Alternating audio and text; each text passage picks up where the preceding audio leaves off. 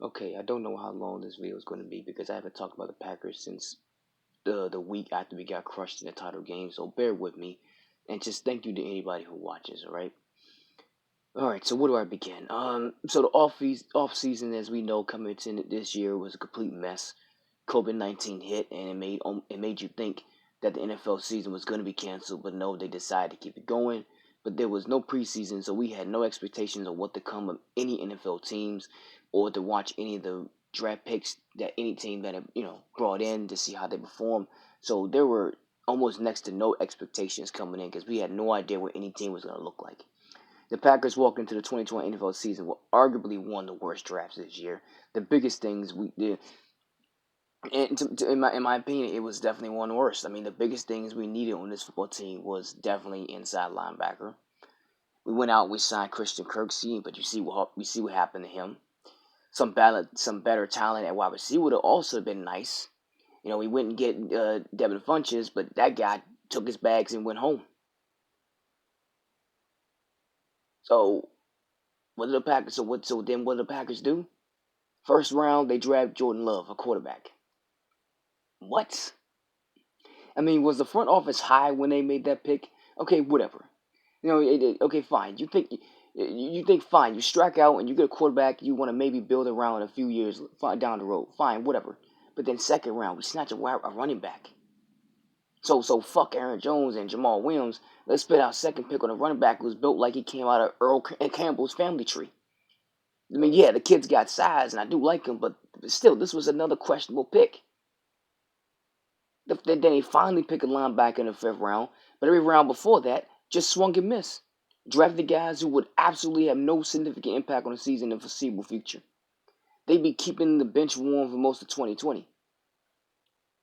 So just fuck that draft. The 2020 draft for the Packers was absolutely horrible, just god awful, man. It's incredible cheering for a team that blatantly sees what's wrong and does little to address it year in and year out. I mean, sure, you can argue that they tried, but one guy again took his bags and went home, and the other got hurt. So now we're once again pretty much coming playing this season looking exactly the same way we did last year. All right, haven't gotten no better on the offensive side of the ball. Aaron Rodgers still one of the best quarterbacks in the league. Only has Adams and practice squad talent at wide receiver. Alan Lazard was balling to begin the year, coming off his breakout season last year, but he gets injured. So what an absolute mess opening up the year. But despite that, Green Bay still managed to start the year 4-0. Whether it was legit or fluke doesn't really matter. Green Bay was actually playing some good football. Under Matt LaFleur, the offense has the identity of run-first mentality. Get the ball to Aaron Jones, let him bust out some big games with his explosive abilities, set up play action with Rodgers to the tight ends, have him feed the ball to Adams 15 times a game. That was pretty much our formula, and it worked for the first 4 weeks. The defense was their typical selves. I mean, who really thought they would improve off last year? It's not me. That's for damn sure. The defense is exactly how it was last year, but I'll get to them in a minute. First win, we dominated the Vikings. Week 2, we overpowered the Lions. Week 3, we win a tight one in New Orleans. Week 4, we destroyed the Falcons. So the Packers, the Green Bay Packers are looking pretty good, man. A quick 4-0 start. Super Bowl talks are happening, and of course, and then bam. After starting 4-0, the Packers lose their first game embarrassingly on national TV game against the Tampa Bay Bucks. I mean, how many goddamn times we have to sit down and watch the Packers walk into a game against one of the better teams in the league and just completely lay an egg? Too many times. As such, we got our asses kicked. Aaron Rodgers was never comfortable. The run game was stopped. And on the other side of the ball, there was Tom Brady doing what he always does. So it was just an awful game, a horrible loss. And just remind you that no matter how many cookie cutter teams we may beat, we can't hang with legit contenders. Teams that are built and ready to win championships. We can't hang with those teams. At least not on the road. Maybe it would have been a bit different in Lambeau, but hell, without any fans in attendance, that's probably unlikely. So after getting destroyed by the Bucks, we bounced back against the Texans, and here we are now coming off a loss to the Vikings, and it just pisses me off. You might ask why. Why do I even sound upset with that? I mean, the Packers are 5-2, first place in NFC North. What's there to be upset about? Plenty. Okay, there's plenty to be upset about. We just lost to the Minnesota Vikings, a team I can't stand the most. I hate the Vikings, hate everything about them, and we lost to them coming into Lambeau with a 1-5 fucking record. I know records can be deceiving sometimes. I'll give the Vikings this. They are better than their record says, and they competed in most of their games this year, only to lose in the end. So they weren't to be just taken lightly. But still, this is a fucking 1-5 team. You can't afford to be losing to a team at this point in the season. Especially down the road when when seedings start to take place. Losing to the Vikings in these circumstances is unacceptable. The crazy part was, if you only watched the first half, it looked like it was just going to be a back and forth game because neither team could stop the other. The Packers were marching down the field with long play drives, while the Vikings were scoring quicker with explosive plays from Dalvin Cook, who just completely took over this game. The Packers had absolutely zero answer for Dalvin Cook. That dude's an animal, and he came back from his injury just in time. Just in time to freaking expose how terrible our defense is yet again. That was the biggest reason why we lost this game. But it wasn't the only reason. There were a lot of penalties committed by the Packers. We failed to convert on fourth down in the Vikings territory. I mean, the offense just could not find any consistent rhythm in the second half. First half, they looked like they did earlier in the year, running the ball effectively and completing passes off play action. The Vikings, to their credit, shut that down in the second half. And that's just the key to defeating the Packers. Stop our running game while leaning on your own on the other side of the ball. I mean, I sound like a broken record, or how many times now I've called out how off our run defense is. But the Vikings just ran the ball 34 times out of 49 plays, bulldozing their way into the end zone. 121 of those yards came after first contact. I mean, what team that has a good running game can you possibly hope to stop when you have almost zero bodies on the line of scrimmage and a secondary that's repeatedly missing tackles? 11 fucking missed tackles. 11. Absolutely atrocious.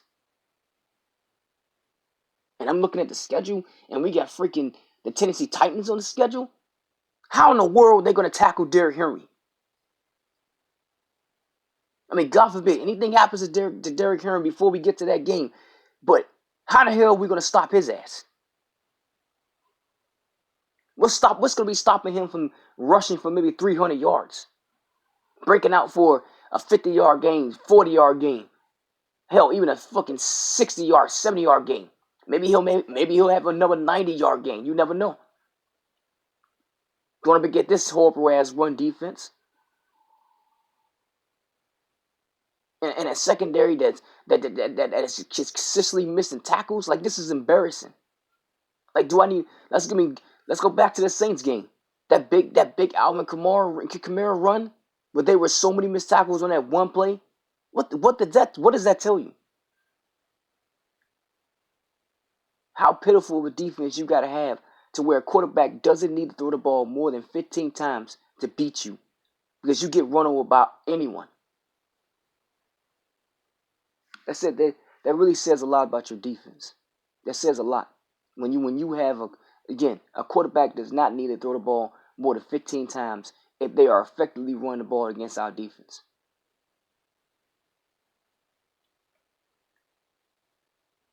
It's just unreal how disgustingly bad the run defense has been since Mike Patton has gotten in town, man. He's got to go. Regardless of how this season ends, it won't end with a championship. Forget that. All right? Years and years of just investing into this defense in the draft and still no results. So what do you really do at that point? We have a weak defensive line that doesn't get much pressure, no star, consistent talent at inside linebacker, and a banged up secondary, only Jair Alexander, who's our only really good, reliable guy in the secondary. But he's stuck out there with that bum Kevin King, who could barely stay on the field, and two safeties who aren't good tacklers. How are you going to win a Super Bowl with that? The offense isn't off the hook either. Aaron and the offense again in the second half was pitiful. Penalties, turnovers on downs, drops, lack of explosive plays. Hell, Aaron Rodgers even missed a wide open Robert Tonyan. I don't know how that ball got away from him, but it just did. EQ St. Brown, he's been back from injury for the last 2 games. He dropped 2 passes. So you can watch this game particularly and just say, oh man, it's because of the defense. They give up so much freaking play and so many yards to Dalvin Cook, and all that's true. But then you look at the offense and how poorly they executed in the second half. Played a big factor in why we just lost to the Vikings. And now we have to go on the road to San Francisco again tomorrow. Because the NFL the NFL, they always love to have us play these tough games on the road. That's just how the NFL does it. We had to go to Tampa, we had to go to New Orleans, and now we got to go to freaking San Francisco. And the Packers never play well going out, and when they play out west, never. I know the Niners are pretty banged up at this point, but I don't know. You can't take no team lightly, man.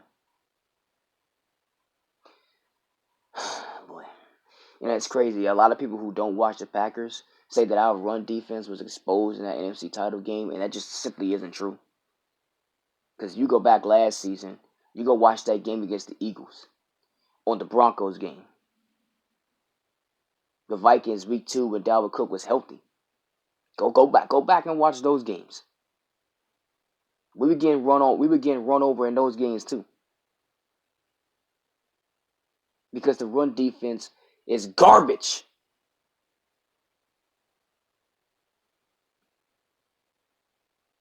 I'm telling you right now, we will not win a Super Bowl with that defensive front. Not in a million years. Kenny Clark just isn't enough. He's not enough. And can you believe you have so many damn reporters and these dumbass announcers trying to make excuses for the run defense by saying because Kenny Clark's not out there? What difference is he making when he is out there? There's no difference. Teams are still running down our throats. It doesn't matter if Kenny Clark is out there or if he isn't. Sure, he might run into some double team blocks and runs, but overall, there is really no significant difference when he's on the field and when he's not on the field. He's just not enough on the inside. Zadarius Smith is completely ineffective when you run away from him. Preston Smith has been trash this season. He hasn't got any pressure on any quarterbacks. He's been garbage. And Mike Patton has only made it worse by dropping him into coverage. Again, Christian Kirksey is out. So we're once again missing any type of good, consistent play inside linebacker. Rashawn Gary, you don't even notice when that motherfucker is even on the field. And again, you have a secondary that can't tackle. And you wonder why we get obliterated. We got obliterated the way we did in the NFC title game. And why it's still happening against teams that can effectively run the football. What a joke, okay? What an absolute fucking joke. And before the deadline, we were in talking about trading for a wide receiver. I'm not saying getting some more talented wide receiver isn't necessary. The offense could definitely use it. Some more explosiveness in that offense for sure. But drafting for a wide receiver was not going to fix our problems, our biggest problems. Because at that point, you're just going to be going back and forth and shootouts with football teams at that point. So like I said, the offense definitely could use another talented wide receiver for sure. But improving that defensive front and linebacker core is literally the top priority right now with this football team. And I like some of the guys we got in secondary, but if they don't get better at tackling, it's only so much longer I want to put up with any of them.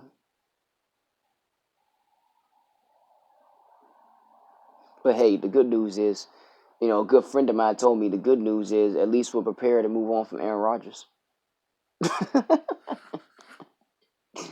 It's funny, but it's true. They knew what they were doing when they drafted Jordan Love. They knew exactly what they were doing. They had no plans on trying to draft a linebacker or a wide receiver. They knew exactly what they were doing when they drafted Jordan Love. A guy who hasn't even been active this year. But it doesn't matter. They knew what they were doing. They just want to be ready for when they're finally ready to push Aaron Rodgers out of town. They get that guy that they can fall back on. Guaranteed. Just watch in another year or two how Green Bay pushes Aaron Rodgers out of town. And when he's gone, and the Packers go back to having some bad years without a star quarterback. Oh, you'll be regretting that decision big time. Look at them. Look at the Patriots. They get rid of Tom Brady and they're an absolute mess.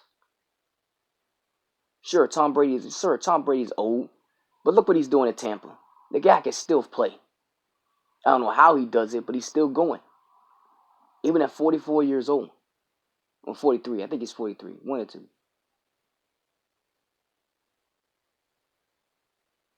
Aaron Rodgers is in his late 30s.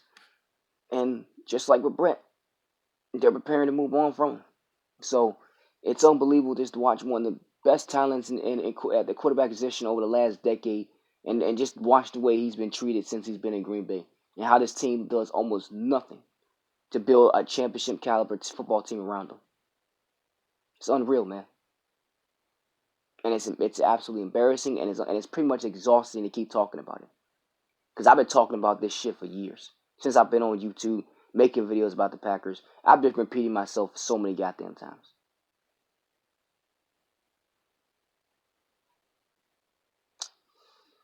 So yeah, oh man, I think I'm just about done here. I needed to vent. I haven't talked about the Packers all season long. This was a good time to come back. This team, the front office, just makes me want to throw up when you look at the lack of moves they make to improve every year. They just want to ride number 12's back until it finally gives out. Sure, you can go into next draft once again investing heavily on defense, but it won't matter if there isn't a better coordinator to put these guys in the better position to succeed. Okay? Fuck Mike Pettin. That dude's a fucking clown. Clown! The remaining games on the schedule are all winnable for sure. You got a banged up Niners team coming up next, but all they gotta do is run the ball. And then we got three opponents with winning records. The Bears twice, Lions one more time. No reason to miss the playoffs, at least now from what I'm seeing. But if we do somehow miss the playoffs, I won't care because here's the thing: do you really want to watch the Packers get raped in the playoffs again? What's going to happen if we run into the Seahawks or the fucking Bucks? What's going to happen if we run into any of those teams, especially if we have to go to their house? Because no doubt they'll have a higher seed than us. What's going to happen if we have to run into any of those two? We're going to get our asses kicked. That's what's going to fucking happen. And I don't want to see it. All right? I'm out of here. Peace.